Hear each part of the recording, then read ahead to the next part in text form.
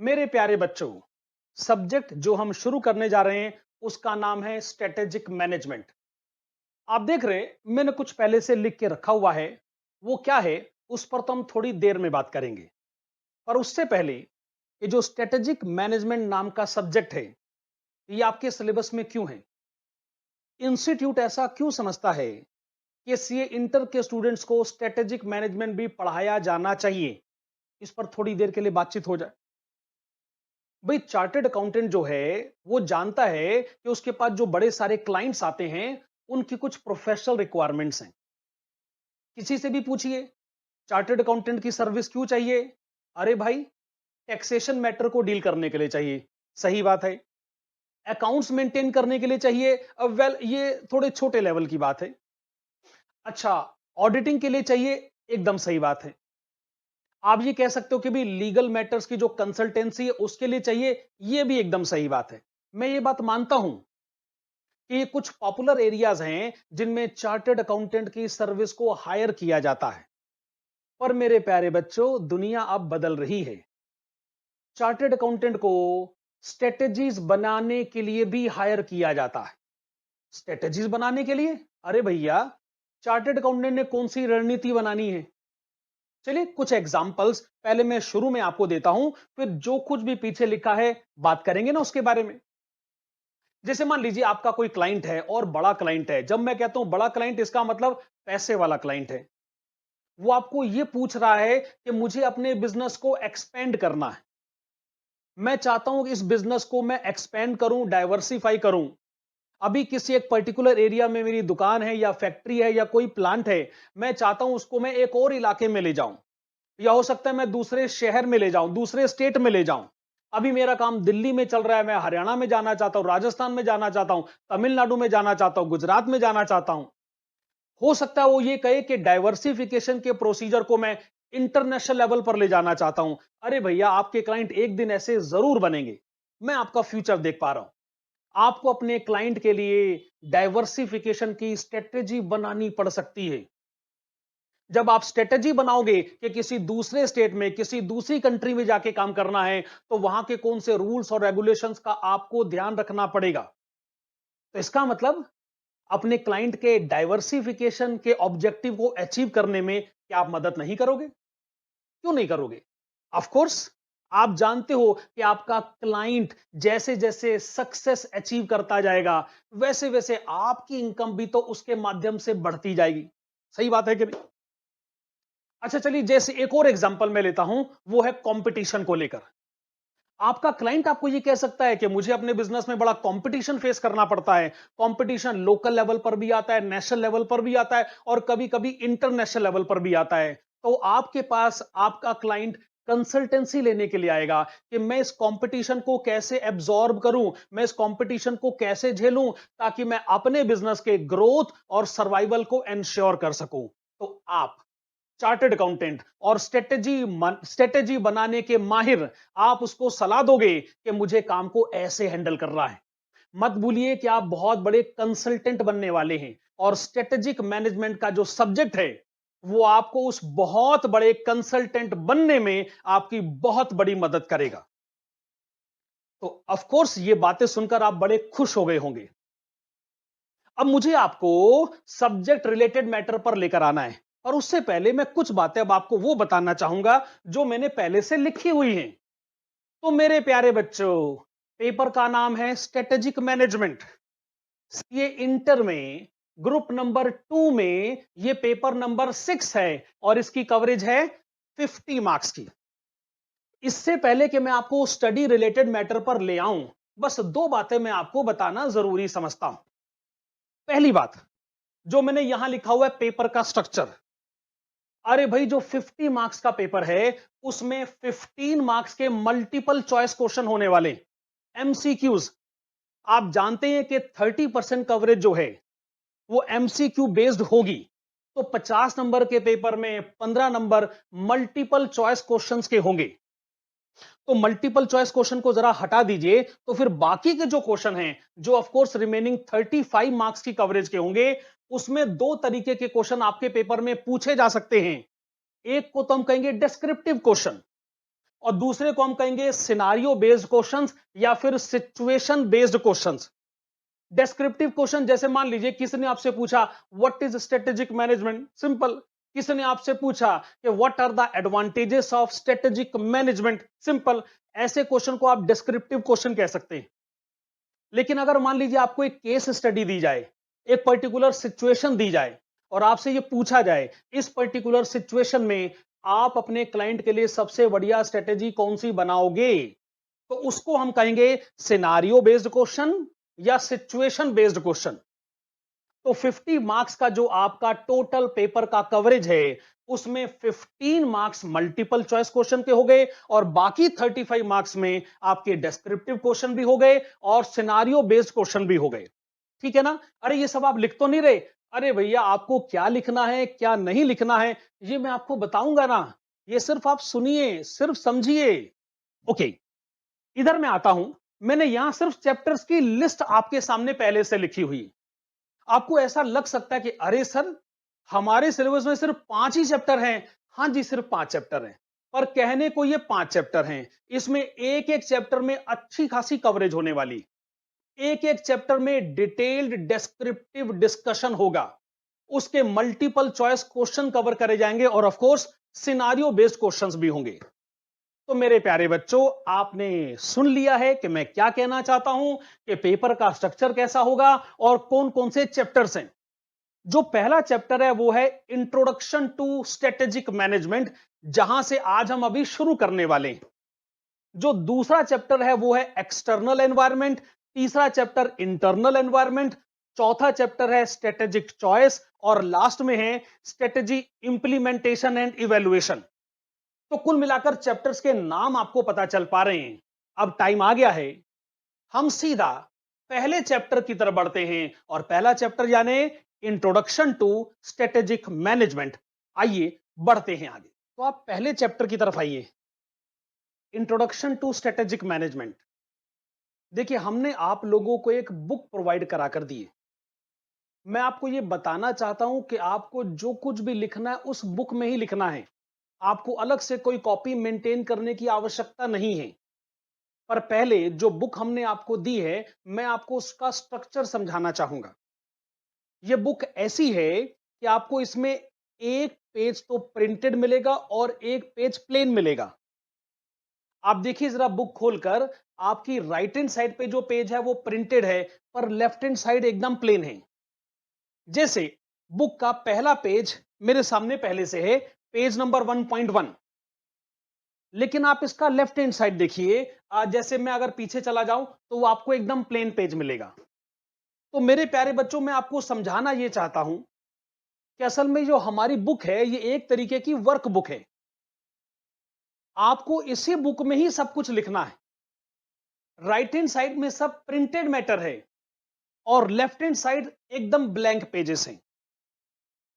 मेरा काम यह है कि आपको इस ढंग से ये सब्जेक्ट पढ़ाना कि आपकी इस बुक में राइट हैंड साइड में जितना कंटेंट है उसके ऊपर हमको डिटेल डिस्कशन करना है, क्योंकि सारे के सारे जो डिस्क्रिप्टिव क्वेश्चन के मैटर हैं वो आपको इधर ही मिलेंगे।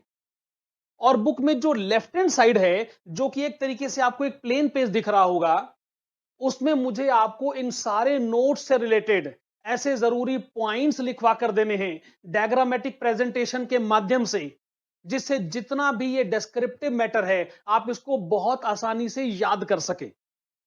मैं मानता हूं कि जो कंसेप्ट है, जो सब्जेक्ट है, ये पूरी तरह थ्योरेटिकल सब्जेक्ट है।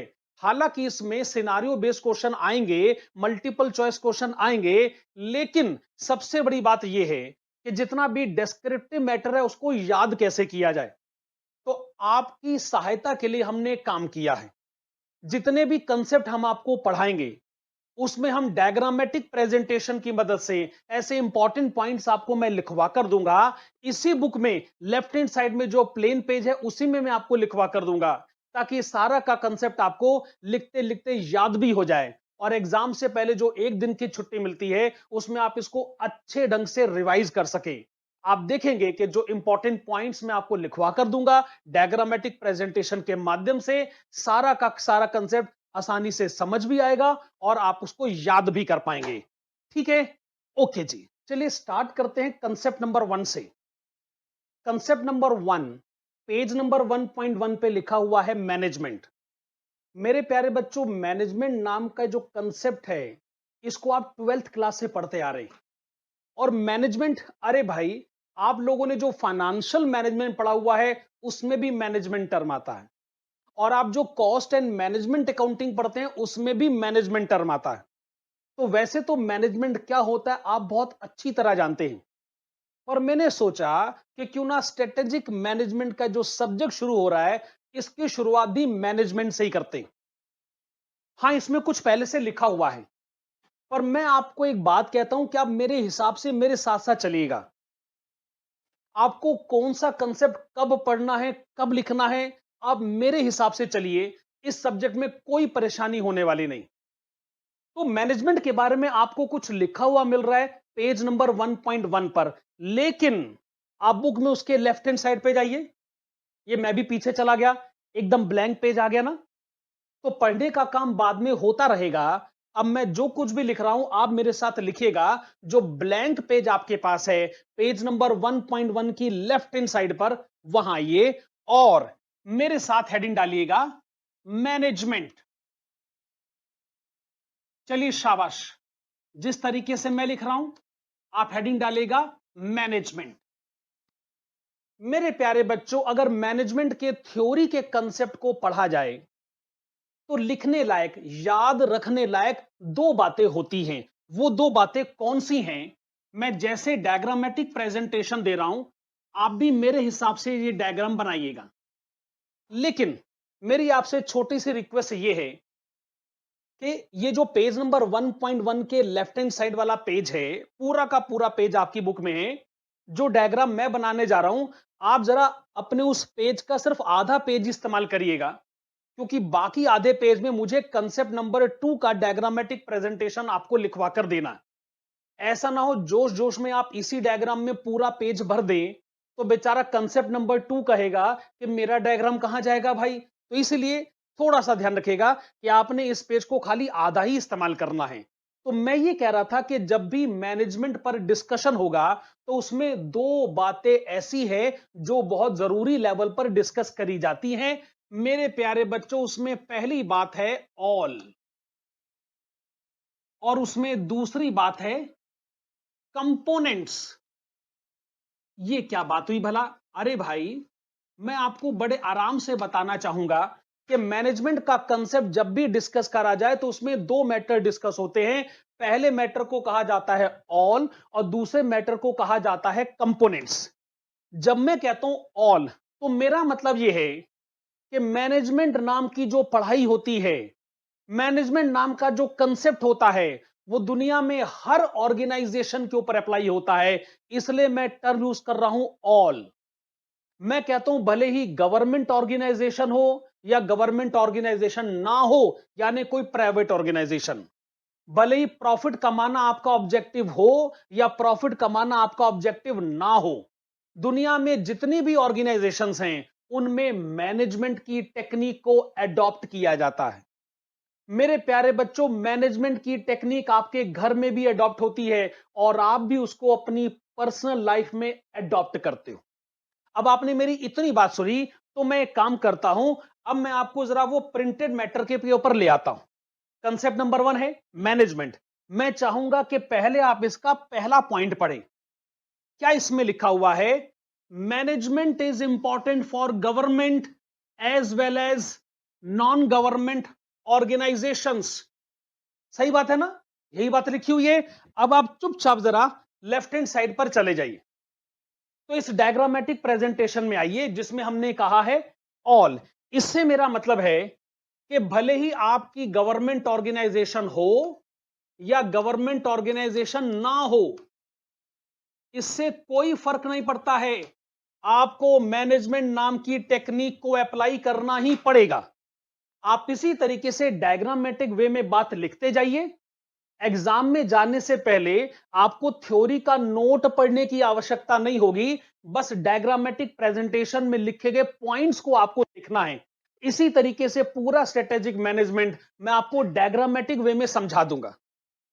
तो इसका मतलब आपकी गवर्नमेंट ऑर्गेनाइजेशन है या नहीं है, सानू की फर्क पैंदा है, मैनेजमेंट की टेक्निक तो आपको फॉलो करनी ही पड़ेगी।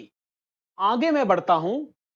थ्योरी का नोट कहता है कि प्रॉफिट मोटिवेशन आपके ऑर्गेनाइजेशन का ऑब्जेक्टिव हो या ना हो, हमें क्या फर्क पड़ता है? अरे भैया, मैनेजमेंट है तो है। तो आइए डायग्रामेटिक वे में फिर आगे जाएं और लिखें प्रॉफिट मोटिव और नॉट। हमने कह दिया कि दुनिया की सारी ऑर्गेनाइजेशंस पर मैनेजमेंट की टेक्निक एप्लीकेबल होती है। एकदम सही बात है। फिर थ्योरी का नोट कहता है, हम आपके घरों की बात करें, हम स्टूडेंट्स की बात करें, एटसेट्रा, जिसकी मर्जी हम बात क्यों ना करें, पर मैनेजमेंट की टेक्निक है। इसका मतलब कुछ एग्जाम्पल्स और हैं। जैसे कि मैंने आपका एग्जाम्पल दिया, आप स्टूडेंट्स हैं। जैसे मैं आपके स्कूल्स का एग्जाम्पल लेना चाहूंगा, मैं आपके कॉलेजेस का एग्जाम्पल लेना चाहूंगा। उन सब में मैनेजमेंट की टेक्निक अडॉप्ट होती है। पर चलिए यहां बैठे बैठे कुछ और इंस्टीट्यूट्स के बारे में इमेजिनेशन करते हैं। मेरे प्यारे बच्चों, अगर मैं आपसे कहूं क्या पुलिस और आर्मी में भी मैनेजमेंट की टेक्निक अडॉप्ट होती होगी? भला क्यों नहीं। मैं तो कहता हूं कि पुलिस और आर्मी ऐसी ऑर्गेनाइजेशंस हैं जहां डिसिप्लिन सबसे ज्यादा बड़े लेवल पर फॉलो किया जाता है, और जहां डिसिप्लिन फॉलो होता हो वहां मैनेजमेंट की आवश्यकता तो सबसे ज्यादा होती ही होती है। एकदम सही बात है कि नहीं?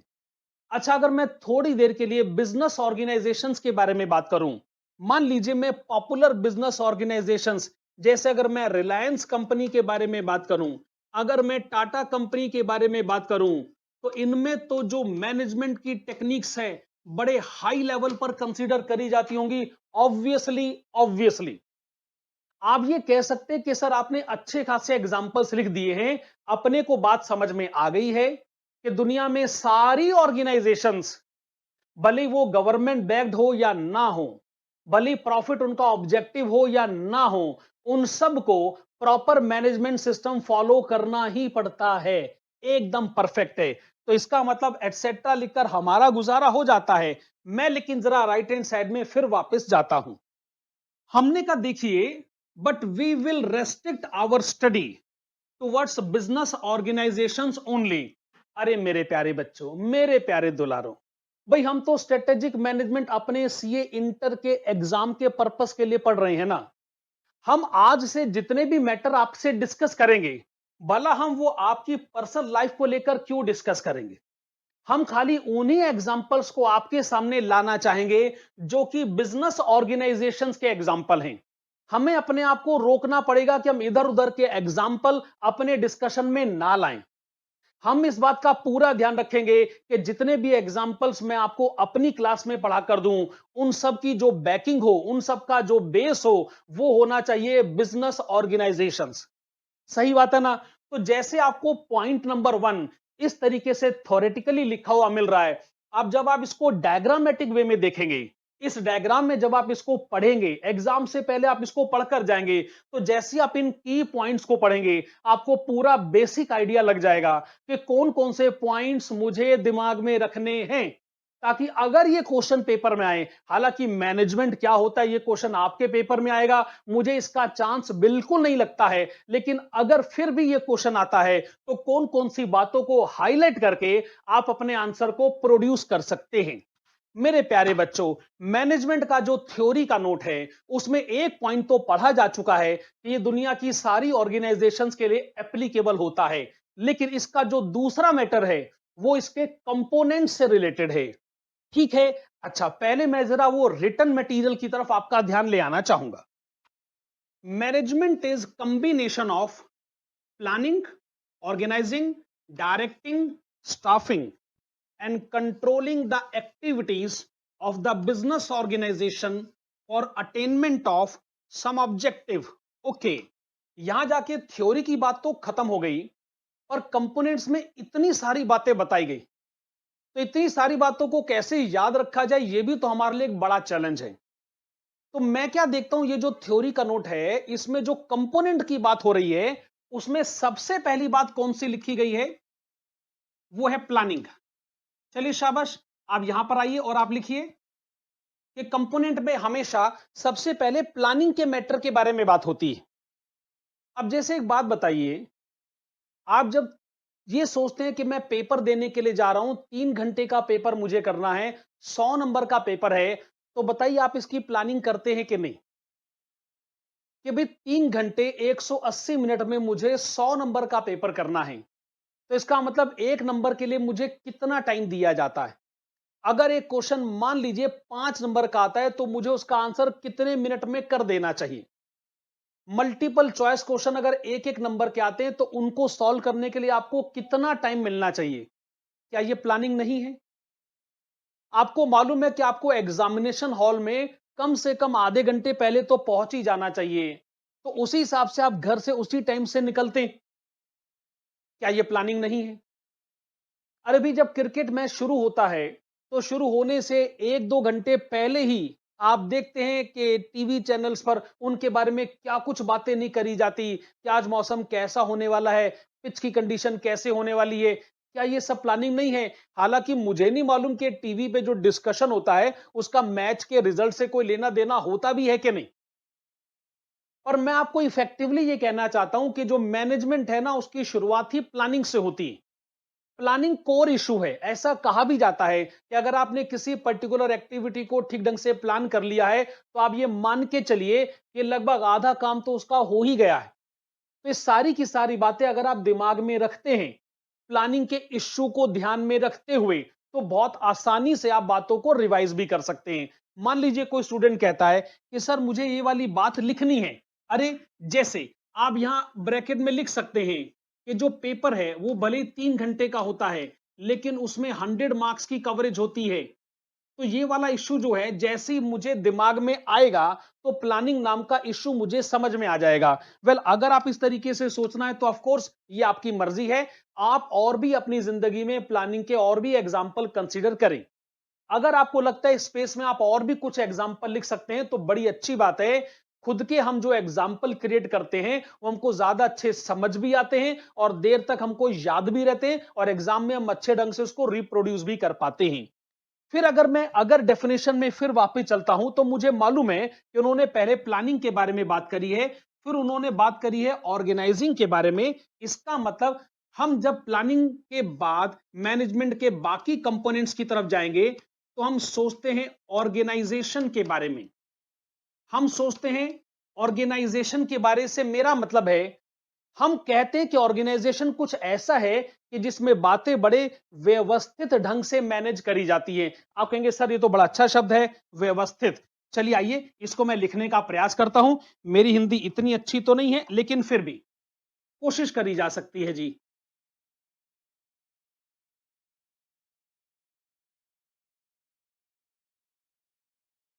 अब सही है या गलत है, आप खुद ही मैनेज कर लीजिएगा। मेरे प्यारे बच्चों, जैसे आपकी जो सीए की पढ़ाई है, भाई पहले फाउंडेशन है, फिर इंटर है, फिर ये फाइनल है। क्या ये अपने आप में एक व्यवस्था नहीं है? क्या ये अपने आप में व्यवस्थित तंत्र नहीं है? इसका मतलब ऑर्गेनाइजेशन नहीं होगा, व्यवस्था नहीं होगी, तो आप मैनेज क्या खाक करोगे? अरे भाई, जैसे किसी बिजनेस ऑर्गेनाइजेशन में एक प्रोडक्शन टीम होती है, एक सेल्स टीम होती है। प्रोडक्शन ठीक ढंग से होगा, सेल ठीक ढंग से होगी, मार्केटिंग ठीक ढंग से होगी, तभी तो पूरी टीम काम करेगी कि नहीं। जैसे आप लोगों ने प्रोसेस कॉस्टिंग के चैप्टर में पढ़ा होगा, एक प्रोसेस 1 होता है, वहां से आउटपुट प्रोसेस 2 में जाता है, वहां से प्रोसेस 3 में जाता है। ये अपने आप में एक प्रोसेस, एक पूरा का पूरा ऑर्गेनाइजेशन नहीं है? तो मैनेजमेंट में जहां प्लानिंग की बड़ी सिग्निफिकेंस होती है, उससे भी ज्यादा सिग्निफिकेंस इस बात की मानी गई है कि पूरा का पूरा ऑर्गेनाइजेशन होना चाहिए, जो कि उस प्लानिंग के प्रोसीजर को ठीक ढंग से एग्जीक्यूट करे। अब जैसे अगर मैं फिर से इस थ्योरी के नोट पर वापस जाता हूं, तो जो दूसरा कंपोनेंट मेरे पास आता है वो है डायरेक्टिंग। अच्छा, जब मैं कहता हूं डायरेक्टिंग या मैं कहना चाहता हूं डायरेक्शन, तो असल में मैं कहना चाहता हूं कि बिजनेस में डायरेक्शंस, मेरा मतलब है दिशा निर्देश देना। अब दिशा निर्देश को हिंदी में लिखने की कोशिश करूंगा, तो मुझे लगता है कहीं मुझसे गलती ना हो जाए, तो रहने ही देते हैं। आप लोगों ने पढ़ रखा है जैसे बिजनेस में टॉप मैनेजमेंट होता है, मिडिल मैनेजमेंट होता है, लो मैनेजमेंट होता है। अब क्या है, top management direction middle level को देगा, मिडिल लेवल लो मैनेजमेंट को डायरेक्शन देगा। इस तरीके से हम अपने सबॉर्डिनेट से काम करवा सकते हैं। अगर हमारे पास डायरेक्शन देने का राइट नहीं होगा तो हम अपने सबॉर्डिनेट से काम कैसे करवाएंगे? ये अगर एग्जांपल आपको बढ़िया लग रहा है तो एक काम करते हैं, हम इसको ना याद करने के लिए लिख लेते हैं कि जैसे टॉप मैनेजमेंट होता है, जैसे मिडिल लेवल मैनेजमेंट होता है, जैसे लो लेवल मैनेजमेंट होता है, इस तरीके से डायरेक्शंस इशू करे जाते हैं और अपने सबॉर्डिनेट से काम करवाया जाता है।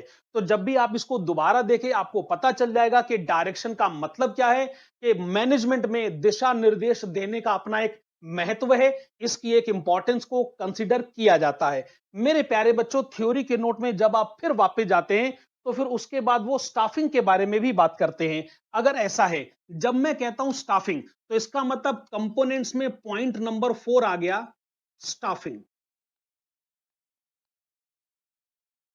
भाई मैनेजमेंट का तो ऑब्जेक्टिव ही है कि हमको काम करवाना है। तो मेरे प्यारे बच्चों, काम तो तभी होगा ना जब, मैं बड़े सही शब्दों का उपयोग कर रहा हूं, कि जब सही जगह पर सही वक्त पर सही आदमी अपॉइंट किया जाएगा। हमें मालूम होना चाहिए कि हमारे पास जो स्टाफ है, जितने लोग हमारे पास काम करते हैं, वो कितने काबिल हैं, कितने कैपेबल हैं। तो जब मैं कहता हूं स्टाफिंग, इसका मतलब है हमारे पास काम करवाने के लिए सही लोग होने चाहिए, सही जगह पर उनको आपको एम्प्लॉय करना है और सही समय पर। तो कितने बढ़िया शब्द हैं कि आपको सही आदमी को सही जगह पर और सही समय पर आपने एम्प्लॉय करना है या अपॉइंट करना है। आइए हम इस बात को लिख लेते हैं, याद रहती है ये बातें। Right person at right time and right place. वाजिबा। तो मैनेजमेंट के कंपोनेंट्स पर एक बार फिर से आते हैं, प्रिंटेड मैटर पर मैं आपका ध्यान ले आता हूं। तो जब हम मैनेजमेंट के कंपोनेंट्स डिस्कस करते हैं तो उसमें प्लानिंग है, ऑर्गेनाइजिंग है, डायरेक्टिंग है, स्टाफिंग है, और वो कहते हैं कि कंट्रोलिंग भी है।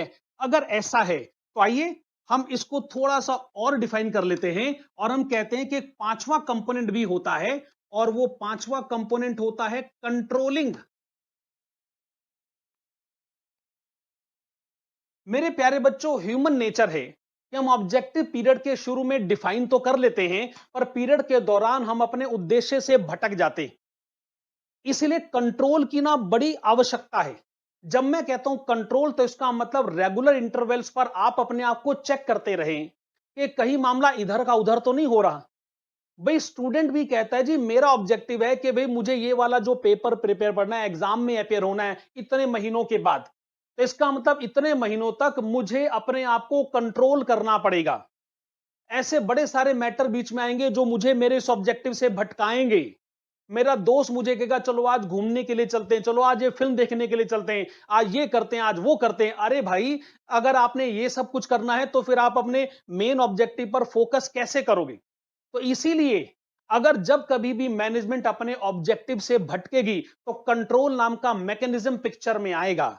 ऐसे कुछ टूल्स अडॉप्ट करे जाएंगे जो आपको भटकने से रोकेंगे। तो जब हम टर्म यूज करते हैं कंट्रोलिंग, तो बेसिकली हमारा मतलब क्या होता है? हमारा मतलब है चेकिंग। और जब चेकिंग होती है तो चेकिंग क्या है? रेगुलर टाइम पर होती रहनी चाहिए। तो चेकिंग एट रेगुलर इंटरवल्स। वाजिबा। अगर आपने अपने आप को कंट्रोल नहीं करा तो मेरे भैया फिर सारे के सारे कंपोनेंट्स फेल हो जाएंगे और आप अपने ऑब्जेक्टिव को अचीव नहीं कर पाओगे। इसलिए कंट्रोल बहुत जरूरी है भाई। तो इसीलिए अगर आपसे मैनेजमेंट का थ्योरी का नोट पूछा जाए, जो कि मैं बता रहा हूं कि जिसका चांस बहुत कम है, तो मेरे प्यारे बच्चों, आपको उसके ए पार्ट में यह बताना चाहिए कि दुनिया की सारी ऑर्गेनाइजेशन पर मैनेजमेंट का रूल एप्लीकेबल होता है, और आपको बताना चाहिए कि मैनेजमेंट के इंपॉर्टेंट कंपोनेंट्स कौन कौन से हैं। प्लानिंग है, ऑर्गेनाइजेशन है, डायरेक्शन है, स्टाफिंग है और कंट्रोलिंग है। और आप इस बात को मानिए कि उस थ्योरी के नोट को पढ़कर आप हो सकता है कंसेप्ट को ठीक ढंग से याद ही ना कर पाओ, लेकिन आप जैसे ही ये डायग्रामेटिक प्रेजेंटेशन देखते हो तो आपको लगता है यहां सारी की सारी बातें आप बहुत आसानी से याद कर पा रहे हैं, समझ पा रहे हैं। मेरे प्यारे बच्चों, कंसेप्ट नंबर 1 पर मैं डिस्कशन को यहां बंद करता हूं। अब मैं आपका ध्यान कंसेप्ट नंबर 2 की तरफ ले चलता हूं। अब आप कंसेप्ट नंबर 2 पर आ चुके हैं, जिसकी हेडिंग है स्ट्रेटेजी। मैनेजमेंट के ऊपर तो अच्छी खासी बातचीत हो चुकी है, अब स्ट्रेटेजी के बारे में बात करी जाए। जो इसका थ्योरी का नोट है, इसमें टोटल 4 पॉइंट्स हैं कि जिसके बारे में मैं आपसे डिस्कशन करने वाला हूं। लेकिन अब आपको हमारी स्ट्रेटेजी भी पता चल गई है। हम सीधा एक काम करते हैं, जरा लेफ्ट हैंड साइड पर आइए। हाँ जी, आपने आधे पेज को तो पहले ही भर लिया है, जिसमें आपने मैनेजमेंट रिलेटेड बातें कही। अब बाकी का आधा पेज बचा है, तो मेरे साथ आप भी हेडिंग डालिएगा, स्ट्रेटेजी। ओके, तो स्ट्रेटेजी नाम का जो कंसेप्ट है, हमने इसमें टोटल कितने पॉइंट्स पढ़ने हैं? आप कहेंगे 4। ओके, 1, 2, 3 और 4। पहले से हमने तैयारी कर ली, वेरी गुड। अब मैं आता हूं फिर से प्रिंटेड मैटर पर। देखिए पॉइंट नंबर 1 क्या है? Each business organisation is often confronted with the questions like what it wants to do, how it wants to operate, where it wants to go, etc. and etc. Okay, ठीक है। तो आइए जी diagrammatic presentation की तरफ। पहली बात जो हमको लगती है, जिसको हमको एम्फेसाइज करके कहना चाहिए, और वो है क्वेश्चंस। कुछ इंपॉर्टेंट क्वेश्चंस है कि जिनको एड्रेस करना आपके लिए बहुत जरूरी है। अच्छा मेरे प्यारे बच्चों, जब मैं कहता हूं क्वेश्चंस, तो बेसिकली क्वेश्चन कितने तरीके के हैं? भाई कोई आपसे पूछे, हाँ भाई क्या चल रहा है, ओके, इसका मतलब क्या है? व्हाट। सही बात है। और बताइए, और आप क्या किसी से पूछते हो, ये काम आप क्यों कर रहे हो या कैसे कर रहे हो? ठीक है, कैसे, हाउ।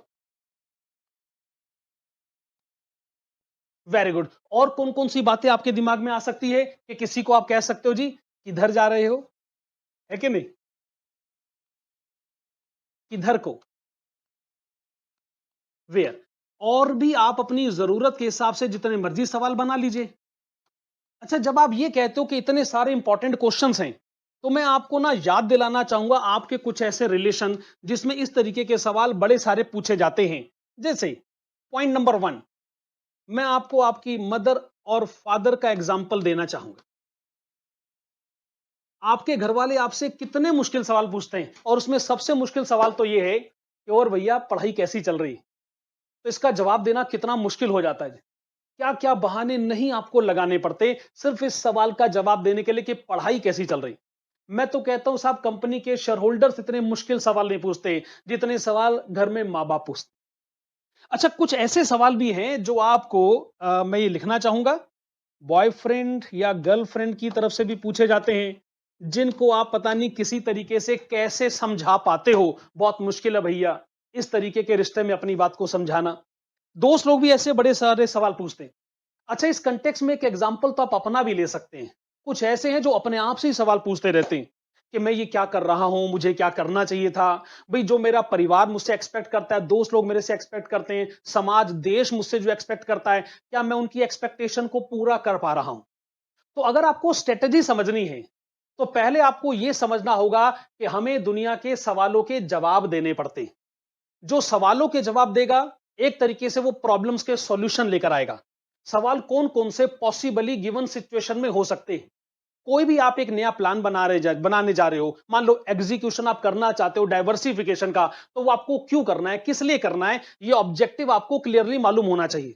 अगर आपका ऑब्जेक्टिव ये है कि मुझे बहुत सारा प्रॉफिट कमाना है, तो स्ट्रेटेजी और हो सकती है। अगर आपका ऑब्जेक्टिव ये है कि मुझे मार्केट शेयर अच्छे खासे लेवल पर एक्वायर करना है, प्रॉफिट सूनर लेटर होता रहेगा, तो आपकी मार्केटिंग स्ट्रेटेजी कुछ और हो सकती है। तो पहले आप सवाल पूछने के एटीट्यूड को डेवलप करें।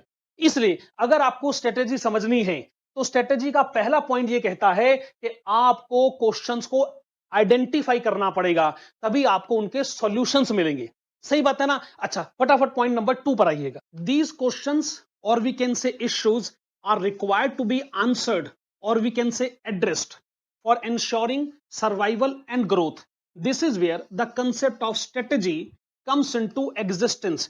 क्या कहना चाहते हैं हम? मेरे प्यारे बच्चों, क्वेश्चंस रेज करना स्ट्रेटेजी नहीं, आंसर्स लेकर आना, उनको एड्रेस करना, ये आपकी स्ट्रेटेजी।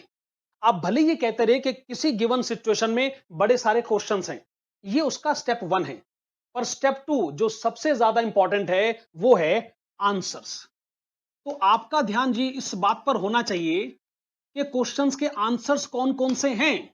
तो आंसर अपने आप में क्वेश्चन है, तभी मैंने उसके साथ एक क्वेश्चन मार्क का साइन भी लगाया। अच्छा, जब आप किसी प्रॉब्लम का सॉल्यूशन या आंसर ढूंढ के लाते हो तो आपके 2 ऑब्जेक्टिव्स होते हैं। एक ऑब्जेक्टिव होता है सर्वाइवल और दूसरा ऑब्जेक्टिव होता है ग्रोथ। जब मैं कहता हूं सर्वाइवल तो मेरा मतलब यह है अगर बिजनेस बहुत बुरे दौर से गुजर रहा है तो भी आपको बिजनेस बंद नहीं करना है। आपको कम से कम इतनी इनकम तो जनरेट करनी चाहिए ताकि आपके बिजनेस के जितने एक्सपेंसेस हैं और इंक्लूडिंग आपके खुद के जो हाउस होल्ड एक्सपेंसेस हैं, आप किसी तरीके से वहां से जनरेट कर पाएं। मेरे प्यारे बच्चों, सर्वाइवल समझने के लिए ना सबसे बढ़िया एग्जांपल मैं आपको आपके एग्जाम का देता हूं।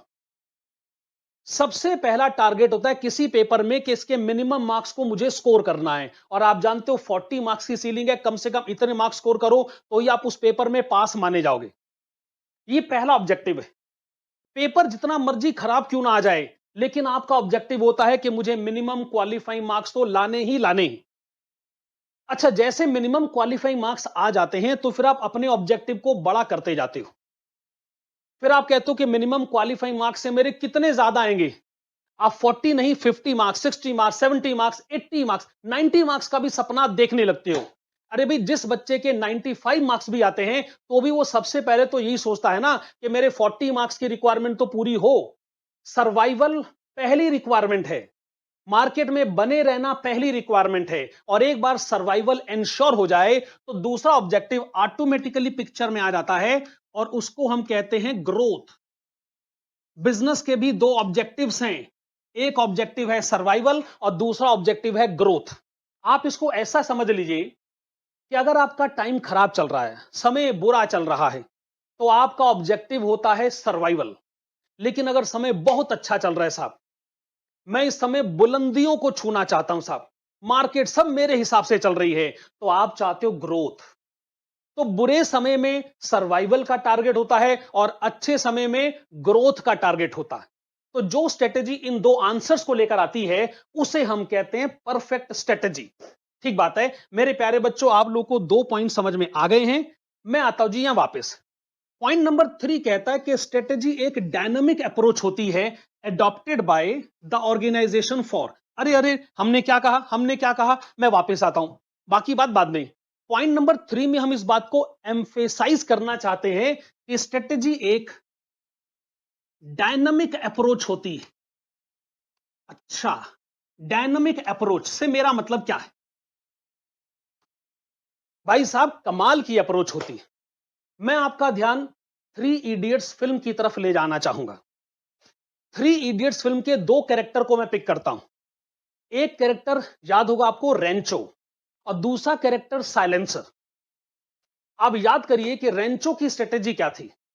रेंचो ने क्लास में फर्स्ट आना जरूर था, लेकिन वो अपने बाकी दोस्तों को ऐसे बताता था, जिंदगी ऐसे बताता था कि मैं तुम्हारे जैसा ही हूं, अगर तुम्हारे नंबर कम आएंगे तो मेरे भी कम नंबर कम आएंगे, अगर तुम नहीं पढ़ते तो मैं भी नहीं पढ़ता। इसका मतलब वो अपने बाकी दोस्तों के साथ किस तरीके से एक स्ट्रेटेजी के तहत काम कर रहा था। वो पता नहीं कब पढ़ रहा था, बाकी दोस्तों को पता भी नहीं चला।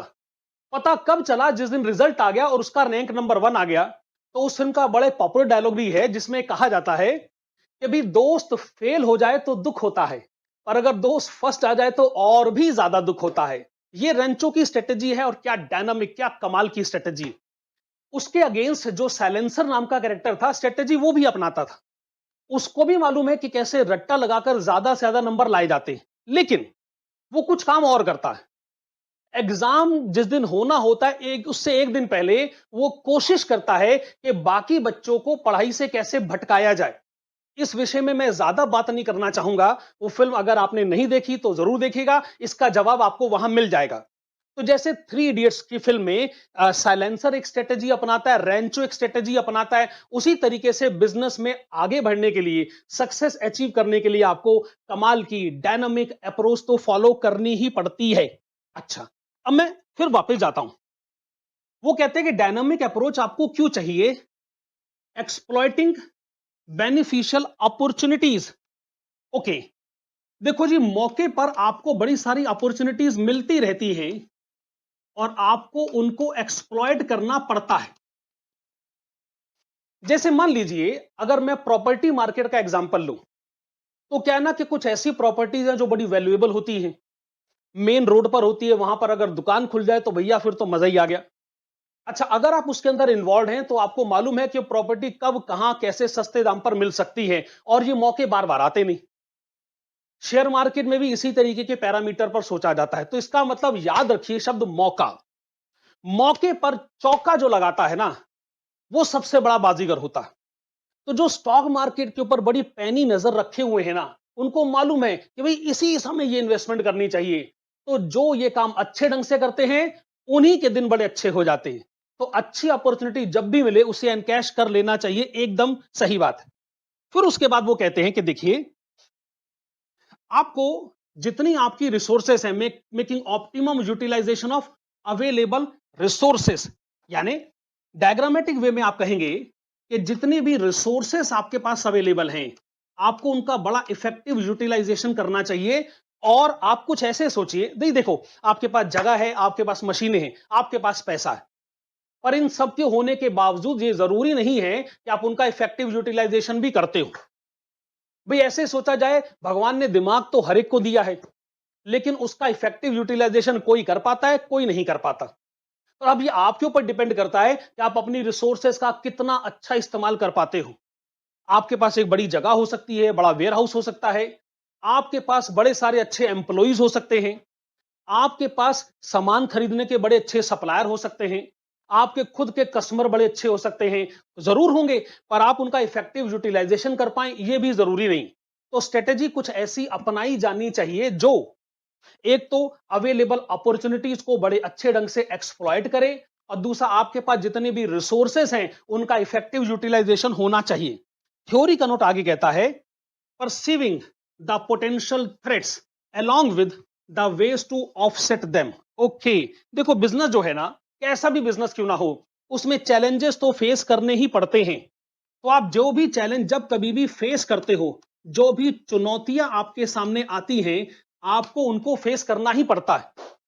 भाई जब कोरोना महामारी आई तो वो अपॉर्चुनिटी, वो जो थ्रेट था, वो लगभग सभी बिजनेस ऑर्गेनाइजेशंस के लिए था, और उन्होंने उसको फेस किया। आज वो पुराने जमाने की बात हो गई। बिजनेस में चुनौतियां नहीं आएंगी तो कहां चुनौतियां आएंगी? बिजनेस कितनी सारी प्रॉब्लम्स को हर रोज फेस करता है, और माफ कीजिए, बिजनेस में तो पुलिस और कोर्ट केसेस की प्रॉब्लम को भी फेस करना पड़ता है।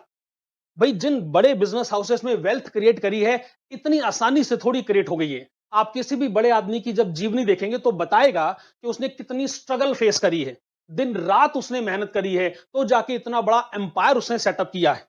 तो बिजनेस में चुनौतियां तो आएंगी ही आएंगी, और आपको अपनी डायनामिक अप्रोच को ऐसे इस्तेमाल करना है कि आप उन चुनौतियों का डट के सामना कर सको। एकदम सही बात है। फिर से वापस आइएगा, दे से developing the attitude of cooperation among various executives. देखिए देखिए, मैं आपको यह कहना चाहता हूं, चौथा पॉइंट आप लिख ले, कोऑपरेशन। कोऑपरेशन को हिंदी में क्या कहेंगे? सहयोग। सही बात है, सहयोग। आप जानते हो कि आपका जो बिजनेस है वो बड़े सारे डिपार्टमेंट को मिलाकर बना है। Sale department, production department, marketing department, ये डिपार्टमेंट और वो डिपार्टमेंट। ये सारे के सारे एग्जीक्यूटिव से हम ये एक्सपेक्ट करते हैं कि वो मिलजुल कर काम करेंगे, एक दूसरे को पूरा सहयोग करेंगे। भाई मान लीजिए प्रोडक्शन टीम ने प्रोडक्शन तो बड़ा सारा अचीव कर लिया, पर सेल्स टीम कहती है हमसे तो ये सब अचीव होगा नहीं, हम तो सेल कर नहीं सकते। तो ऐसी सिचुएशन में जो क्वांटिटी हमने प्रोड्यूस करी है ऐसे फालतू में पड़ी रहेगी, बताइए इसका क्या फायदा होगा? और अगर मान लीजिए क्वांटिटी बनी नहीं, तो सेल्स टीम शिकायत कर सकती है कि लो हम बेचने को तैयार है पर प्रोडक्शन टीम नहीं बनाती। हो सकता है मार्केटिंग टीम आपका सपोर्ट ना करे कि जी सामान बड़ा सारा बन गया, बिकना भी चाहता है, लेकिन मार्केटिंग उसकी अच्छी तरह नहीं हुई है। तो जितने भी आपके एग्जीक्यूटिव्स हैं वो सब मिलजुल कर अच्छे खासे कोऑपरेटेड वे में काम करें, इसको भी स्ट्रेटेजी को इंश्योर करना ही पड़ता है। वेरी गुड जी, बड़ी अच्छी बात है। अब जरा एक काम करिएगा, पॉइंट नंबर 4 को देखिए। पॉइंट नंबर 4 क्या है? ये रहा जी, no strategy is perfect, therefore flexible approach must be adopted and alternative course of action must be decided to take care of the sudden emergencies and pressures। Effectively मैं क्या कहना चाहता हूं, यहां पर हम अगले पॉइंट में लिख लेते हैं, जो पॉइंट नंबर 4 है। जब हम कहते हैं कि कोई स्ट्रेटेजी परफेक्ट नहीं होती है, तो बेसिकली हमारा मतलब क्या है? दुनिया में ऐसा कोई प्लान नहीं है जो आपको इस बात की गारंटी दे कि जो कुछ भी आपने सोचा हुआ है आप उसे अचीव कर ही लोगे। बस इसके होते हैं परसेंटेजेस। अगर कोई ये कहे कि भाई ये जो स्ट्रेटेजी है ये पास होगी, सक्सीड होगी, इसका 99% चांस है, तो लगभग वो 100% एश्योरेंस दे ही रहा है। पर फिर भी दुनिया में कुछ भी परफेक्ट नहीं है, ये दुनिया अनसर्टेनिटी से भरी पड़ी है। इसलिए आपको ये सलाह दी जाती है कि आप हमेशा फ्लेक्सिबल अप्रोच को फॉलो करें। आपको मालूम होना चाहिए कि कौन सा प्लान ए है, कौन सा प्लान बी है और कौन सा प्लान सी है। अगर एक प्लान फेल होता है तो दूसरा प्लान लगाएंगे, दूसरा प्लान फेल होता है तो तीसरा प्लान लगाएंगे। मेरे प्यारे बच्चों, ये जो डायनामिक अप्रोच का पॉइंट है ये हर जगह अप्लाई होता है। हमारी इंडियन आर्मी भी ये सोचती है कि भाई मान लीजिए हम वो टेररिस्ट का खात्मा करने के लिए जा रहे हैं, अगर हम अटैक इस तरीके से करेंगे तो क्या हो सकता है। अगर वो स्ट्रेटेजी फेल हो जाए, पूरी तरह सक्सीड ना हो जाए, तो फिर दूसरी स्ट्रेटेजी में कौन सी टीम जाकर उनके साथ मुकाबला करेगी, या तीसरी स्ट्रेटेजी में कौन सी टीम जाकर उनसे मुकाबला करेगी। उसी तरीके से मान लीजिए किसी बिजनेस ऑर्गेनाइजेशन में सोचा जाता है कि जी ये वाली मार्केटिंग स्ट्रेटेजी अपनाते हैं, देखते हैं इससे कितनी सेल अचीव हो सकती है, ये ना हुआ तो ये करेंगे। अगर टीवी पर हम लोग को अच्छा रिस्पांस नहीं मिला तो हम लोग सोशल मीडिया में जाएंगे, सोशल मीडिया में अच्छा रिस्पांस नहीं हुआ तो हम लोग न्यूज़पेपर एडवर्टाइजमेंट में जा सकते हैं, या ये एग्जांपल रिवर्स ऑर्डर में भी सोचा जा सकता है। ठीक बात है कि नहीं? तो आपके पास plan A, plan B, plan C, ये सारे के सारे प्लान अच्छे ढंग से अवेलेबल होने ही चाहिए। परफेक्ट है, एकदम परफेक्ट है। तो जब भी आप ये थ्योरी का नोट सोचें तो आपको मालूम होना चाहिए कि आपके बिजनेस में कौन कौन सी इमरजेंसी की सिचुएशन हो सकती है। आपको मालूम होना चाहिए कि आप कौन कौन से प्रेशर्स में काम करते हैं। तो मेरे प्यारे बच्चों, अगर आपसे स्ट्रेटजी पर थ्योरी का नोट पूछ लिया जाए, एक डिस्क्रिप्टिव क्वेश्चन पूछ लिया जाए, तो हम आपसे एक्सपेक्ट करते हैं कि आप इसमें 4 पॉइंट लिखेंगे। वो 4 पॉइंट कौन से हैं भाई? पहला, क्वेश्चंस। आपको मालूम होना चाहिए कि कौन कौन से सवालों के जवाब आपने ढूंढने। क्वेश्चंस है तो उनके आंसर्स भी होंगे। आंसर्स में ध्यान रखिएगा कि बुरे समय में मुझे सर्वाइवल चाहिए और अच्छे समय में मुझे ग्रोथ चाहिए। डायनामिक अप्रोच होनी चाहिए जो अपॉर्चुनिटीज का भरपूर इस्तेमाल करे, अवेलेबल रिसोर्सेज का ठीक ढंग से इस्तेमाल करे, जितने थ्रेट्स आते हैं उन चुनौतियों का डट के सामना करे, और हम सब लोग जितने भी इस बिजनेस में इन्वॉल्व हैं हम सब लोग मिलकर काम करें ताकि कंपनी अपने सर्वाइवल और ग्रोथ के ऑब्जेक्टिव को अचीव कर सके। और ध्यान रखिएगा, दुनिया में कोई अप्रोच परफेक्ट नहीं होती, इसलिए फ्लेक्सिबल रहिएगा। प्लान ए नहीं तो प्लान बी, प्लान बी नहीं तो प्लान सी। तो आपके पास बड़े सारे अल्टरनेटिव कोर्स ऑफ एक्शन होने ही चाहिए, ताकि जितनी इमरजेंसी की सिचुएशन आप फेस करें, जितने प्रेशर्स आप फेस करें, तो भी आप इंश्योर करें कि सर्वाइवल हो के रहेगा और अच्छे समय में ग्रोथ हो के रहेगा। Very good. कंसेप्ट नंबर 2 हो गया। पेज नंबर 1.1 ये दोनों थ्योरी के पॉइंट हो गए। चलिए शाबाश, पेज नंबर 1.2 की तरफ आइए, पन्ना पलटी। हेडिंग है strategy formation in large organisations. ठीक है, पर फटाफट चलिए लेफ्ट हैंड साइड पे जाइए। ब्लैंक पेज है ना? Okay ji.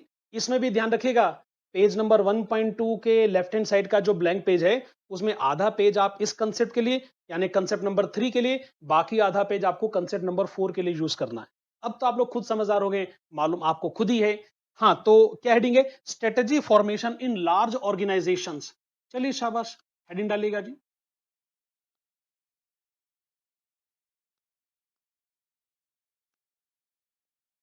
Strategy formation in large organisations.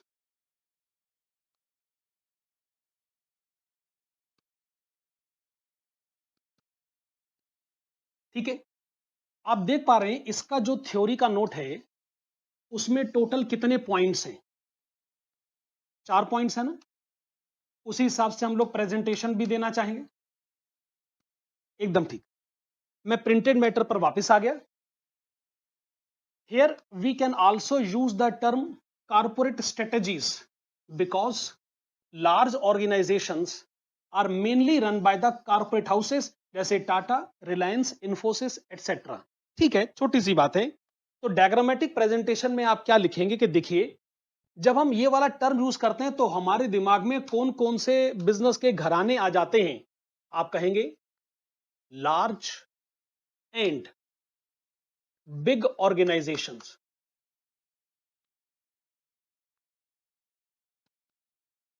एकदम ठीक है।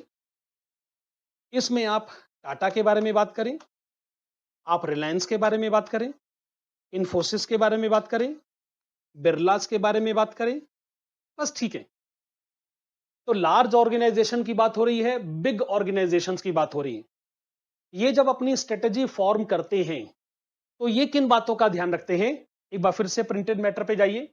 Point number 2, corporate strategies are formulated by top managers at divisional levels as well as functional levels. ओहो, ये बात है। तो इसका मतलब डायग्रामेटिक प्रेजेंटेशन में पॉइंट नंबर 2 क्या कहेगा कि जब कॉर्पोरेटेड स्ट्रेटेजीज बनती हैं तो इनको कौन बनाता है, फॉर्म्ड बाय या formulated by top managers. Strategies top managers की तरफ से बनाई जाएंगी और उन स्ट्रेटेजीज को इंप्लीमेंट करने की जो जिम्मेदारी है वो मिड लेवल मैनेजमेंट या लो लेवल मैनेजमेंट की होगी। ये जो स्ट्रेटेजीज बनाई जाती हैं ये कौन कौन से पैरामीटर्स पर बनाई जाती हैं। ओके, एक को तो हम कहते हैं डिविजनल और दूसरे को हम कहते हैं फंक्शनल। क्या कहते हैं? एक को हम कहते हैं डिविजनल और दूसरे को हम कहते हैं फंक्शनल।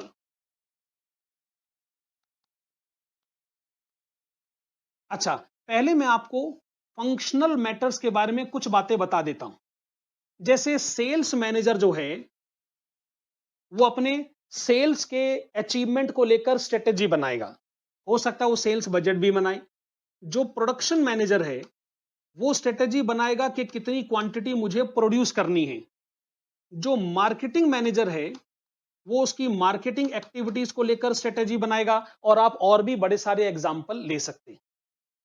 अच्छा मेरे प्यारे बच्चों, जब आप डिविजनल्स कहते हो ना तो मेरे पास समझाने का और भी बहुत अच्छा तरीका आपके पास है। आप एक काम करिए, जरा इंडियन गवर्नमेंट के बारे में बात करें। इंडियन गवर्नमेंट अपने आप में बड़ी ऑर्गेनाइजेशन है और गवर्नमेंट बड़े सारे बिजनेस भी करती है। तो मैं गवर्नमेंट का एग्जांपल बड़े आराम से दे सकता हूं।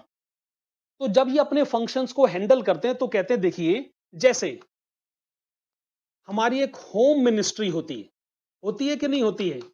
एकदम सही बात है। इसका मतलब काम करने को हमने बड़े सारे डिविजन्स में क्लासिफाई कर दिया। मतलब देश की सरकार चलाना या राज्य की सरकार चलाने में कुछ डिविजन्स हैं।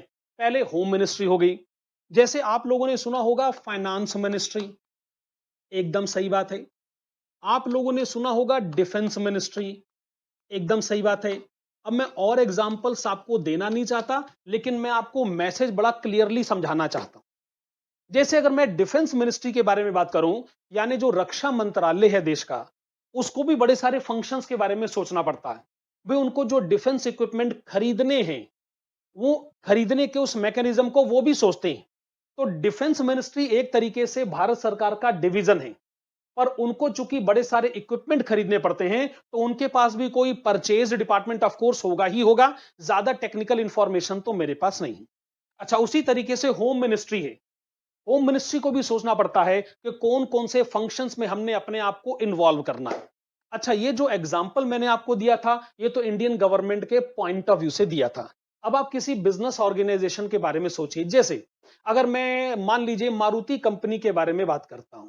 मारुति कंपनी कहती है कि हमारे बड़े सारे डिविजन्स हैं। जैसे हम एक कार बेचते हैं उसका नाम एल्टो है, एक कार बेचते हैं उसका नाम वैगनार है, एक कार बेचते हैं उसका नाम डिजायर है और बड़ी सारी कारें।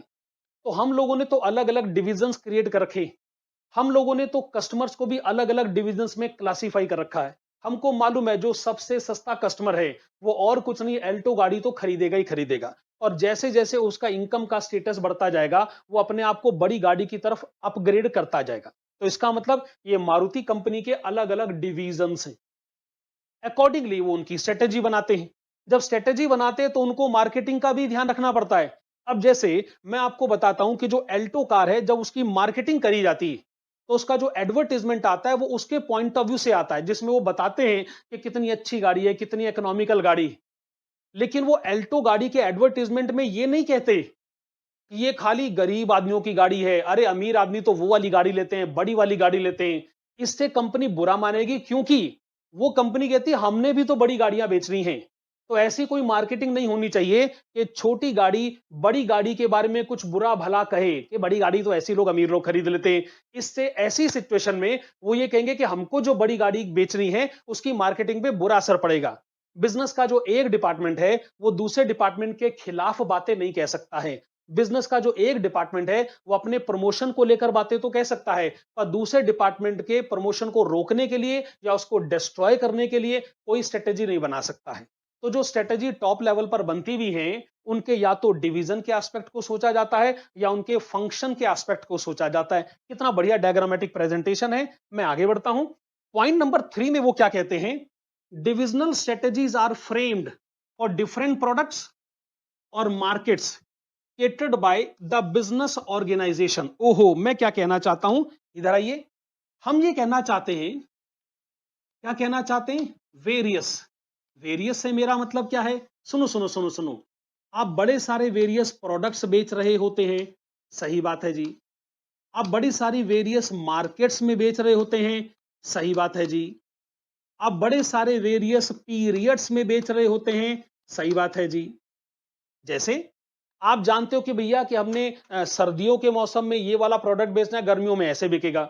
अब जो एसी बनाने वाली कंपनी जानती है कि गर्मियों में एसी बेचने की अलग स्ट्रेटेजी है, सर्दियों में अलग स्ट्रेटेजी। गर्मियों में तो बड़े सारे कस्टमर है, सर्दियों में कोई कोई मिलता है, तो उनको स्ट्रेटेजी उसी हिसाब से बनानी पड़ती है कि हमारा एसी लोग सर्दियों में भी खरीद लें। फिर आप जानते हो कि आपकी अलग अलग मार्केट्स हैं। आपको मालूम है होलसेल मार्केट अलग है, रिटेल मार्केट अलग है। रिटेल मार्केट में भी सस्ती मार्केट भी है और महंगी मार्केट भी है। दिल्ली में जब आप सोचते हो कि साउथ दिल्ली में जाके सामान खरीदना है या खान मार्केट में जाके सामान खरीदना है, तो हो सकता है आपको बहुत ज्यादा अपनी जेब वहां जाके ढीली करनी पड़े, क्योंकि बड़े महंगे प्रोडक्ट वहां मिलते हैं जी। अगर आप सोचते हो जी करोल बाग से सामान खरीदना है और वहां की पटरी मार्केट से सामान खरीदना है, तो बड़े सस्ते रेट पर मिल जाएगा। भाई हमने इस दुनिया में हर तरीके के कस्टमर के लिए अलग अलग मार्केट बना रखी है। बिजनेस ये कहता है कि हमको अपना प्रोडक्ट हर मार्केट में बेचना है, हमको सदर बाजार भी बेचना है, करोल बाग में भी बेचना है, हमको हर शहर में बेचना है, हर शहर की हर गली में बेचना है। तो बहुत सारे प्रोडक्ट्स, बड़ी सारी मार्केट, बड़ी सारी जगह, हर एक की अपनी अपनी स्ट्रेटेजी वो कारपोरेट हाउसेस को भी बनानी पड़ती है। जैसे पेप्सी और कोक का अगर मैं एग्जांपल लूं, तो पेप्सी कोक हमने कहा नहीं बेचना जी, हर शहर की, हर मोहल्ले की, हर गली में बेचना है। उसके लिए अलग अलग स्ट्रेटेजी तो बनानी पड़ती है। ठीक बात है कि नहीं। मैं ये कहना चाहता हूं जो पॉइंट नंबर 4 है, पॉइंट नंबर 4 वो क्या है, functional strategy are required, are framed for activities. इसका मतलब बिजनेस में जो सेल्स है, परचेज है, मार्केटिंग है, एटसेट्रा है, जितनी भी एक्टिविटीज आपको परफॉर्म करनी पड़ती हैं, उन सब के लिए स्ट्रेटेजी बनानी ही पड़ती है। इसका मतलब पॉइंट नंबर 4 में जो हमारा जोर है वो किस बात पर है, वो है फंक्शंस पर। फंक्शंस में कोई सेल्स हो सकता है, फंक्शंस में कोई परचेज हो सकता है, फंक्शंस में मार्केटिंग हो सकता है, फंक्शंस में अकाउंट्स हो सकता है, फंक्शंस में रिसर्च एंड डेवलपमेंट हो सकता है, एटसेट्रा एटसेट्रा एंड एटसेट्रा। वाह जी वाह। मेरे प्यारे बच्चों, कंसेप्ट नंबर 3 का थ्योरी का नोट उसके डायग्रामेटिक प्रेजेंटेशन के साथ हमने बड़े अच्छे ढंग से समझ लिया है। आज स्ट्रेटेजिक मैनेजमेंट की ये पहली क्लास, हम लोगों ने 3 कंसेप्ट को कवर किया। पहली क्लास में ज्यादा दबाव में आपके ऊपर डालना भी नहीं चाहता था, इसलिए स्ट्रेटेजिक मैनेजमेंट की जो क्लास है ये मेरे ख्याल से कोई 1 घंटे से थोड़े ज्यादा समय के लिए मैंने रिकॉर्ड करी है। जो भी है, इस पहली क्लास को हम लोग यहीं कंक्लूड करते हैं। मिलेंगे हम अगली क्लास में। मेरी तरफ से गुड बाय, थैंक यू।